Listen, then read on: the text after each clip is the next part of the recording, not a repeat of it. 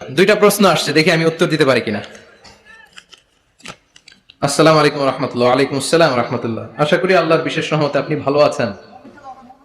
হুজুর, আপনার কাছে আমার দুটি প্রশ্ন জানতে চাই, যথাযথ উত্তর প্রদানে আপনার কাছে কৃতজ্ঞ থাকবো। আমাদের দেশে প্রচলিত যে খতমে কোরআন রয়েছে সেটা বেদাত কিনা?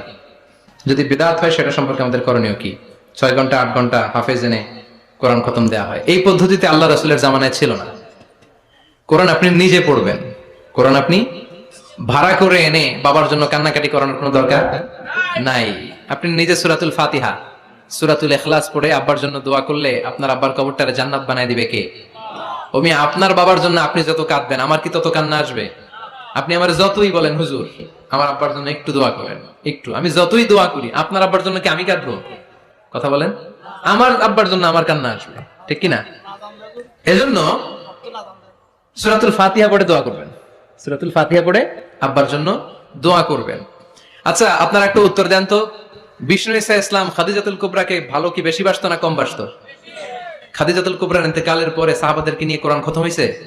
হয় নাই। ফাতিমাতুজ জোহরা উনি আগে মারা গিয়েছেন, সাইয়েদনা আলী ইন্তেকাল করেছেন পরে, হাসান হুসাইন বেঁচে ছিল, উনি কি ওনার আম্মার জন্য কোরআন খতম করেছে এইভাবে?